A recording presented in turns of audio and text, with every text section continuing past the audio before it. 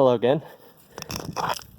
It's Mr. Brandstatter with today's and this week's weekly challenge.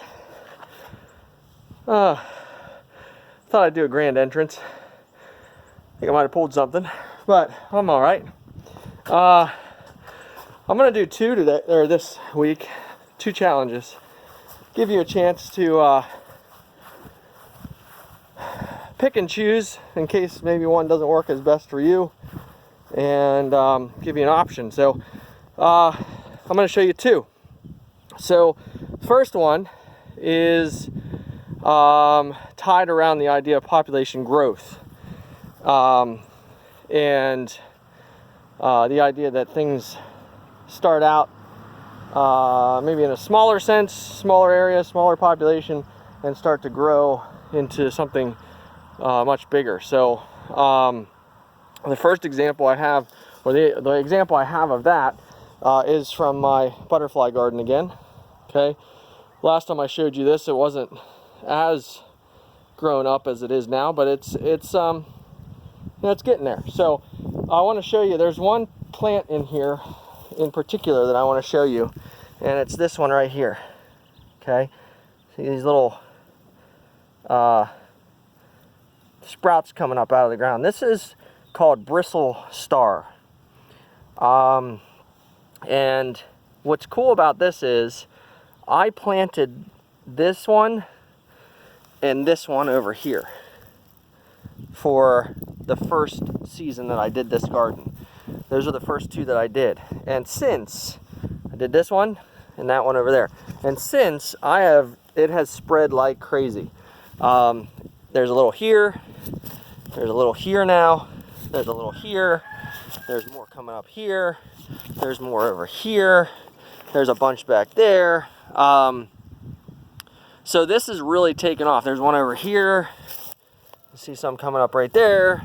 So it's really taken off, which is what I want. That's what I want when you put a garden like this in. You want that. You want them to spread, because the idea is you want to build the opportunity for pollinators to come in and give them the food that they need. Because as a friend of the pollinators, like me, with me writing that children's book that is going to be coming out here the end of this year or beginning of next, I want to make sure that I do my part. You know, if I'm going to write a book about it and try to teach young kids about it, then I better do my part of it too. So now the second one is going to take a little bit of a trip, and you're going to come along with me.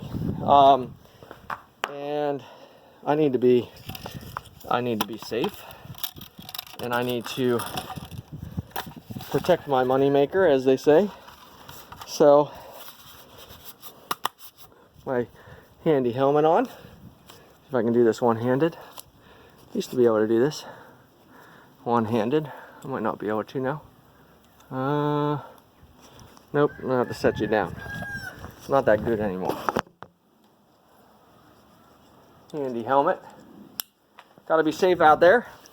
We're gonna go for a little bike ride.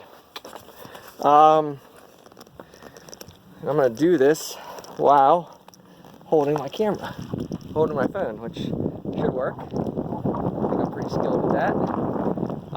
So we're going to take a little trip down the road here to a creek that's down the road from my house. We take walks to this creek all the time to just get out of the house, spend some time outdoors, enjoy nature, enjoy time with my kids out, when I'm at home on the computer doing school stuff, I don't get a lot of time to spend time with them. You know, when we're in the classroom, obviously we don't get to see our kids, but you would think that having kids at home and being at home with the kids all the time would be good, and it is good, but we still don't get a chance to really see them and interact with them very much. So it's nice to get out and walk with them and So we're going to come down here to right about here. So behind me, you can see I got a little creek running down just near my house. Okay, real close to where I live. Some of you might even be familiar with this area, Conewago. This creek runs down. I'm not even sure what the name of this creek is. Probably should know what the name of this creek is. It's not that far from my house. But it runs down to the Conewago Creek, which is down that away. And good fishing spots down there. Now, I'm going to show you this because this is a great example of independent or limiting factors. One of the many types of limiting factors. But this is a good example of both independent and dependent limiting factors. Okay, both independent and dependent. You're going to learn about this week, later this week. But this is being independent of density and dependent of density. So a limiting factor that is dependent on density is one that where density of the population is going to affect that factor, or could be an effect on that factor, or that factor could have more of an effect on the population as a whole. So having a higher density population could entail either more or less of that a lot of times less of that less of that resource. So the independent factors are ones that happen or are factors no matter what the density of population is. They don't really affect the population any differently, whether it's high or low density. Okay, so this is a good example of both. Now, water can be a density dependent factor when it is a resource that organisms use, which obviously everything that's alive uses water. So when it comes to density dependent factors, this is one of the most important density dependent factor out there, because everything needs water, and if the density of a population is too big, they can use too much water, and then that can be a problem for the population. So having a high density population in terms of water use can be a problem. We see that here. We see that a lot with human populations. We see that with a lot of other populations as well. So it is definitely a density dependent factor.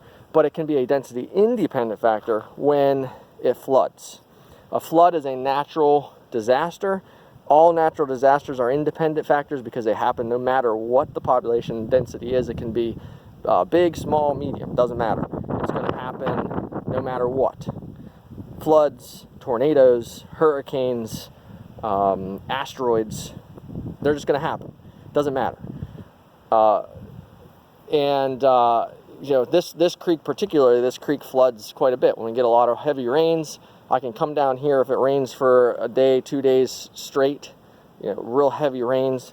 This creek, right now it's not bad. It's pretty medium. This is pretty average in terms of its height. But if I come down here after a couple of days of heavy rain, this is all the way up on the road.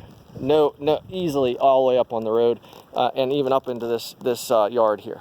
Okay, very, very easy to see flooding down here. And when it comes to floods can do a lot of damage, and they can affect populations of things living around the creek or in the area. And then all this water eventually runs down to the Conewago down here, and it can be a problem downstream too. So that's your challenge this week. You're going to find either an example of population growth or an example of a limiting factor, whether it be density dependent or density independent. Just tell me what it is and why it is. Okay, so good luck, and thanks for watching.